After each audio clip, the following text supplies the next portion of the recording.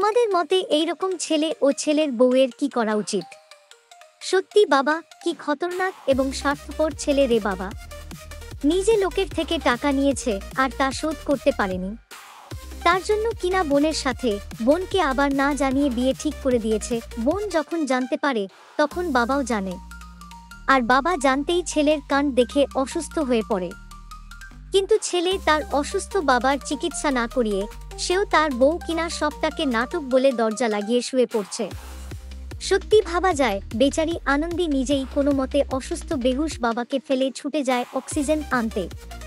তারপর কোনো মতে তা নিয়ে এসে গ্রামের দাদার সাহায্যে সেটা তার বাবাকে দেয়।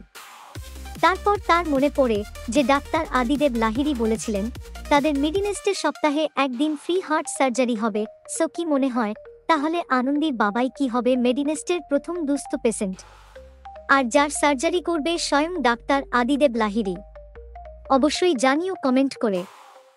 দেখুন আনন্দী প্রতিদিন সন্ধে 6:30 শুধুমাত্র জি বাংলায়। এইরকম সমস্ত আপডেট সবার আগে পেতে অবশ্যই আমাদের চ্যানেলটি সাবস্ক্রাইব করে নিও।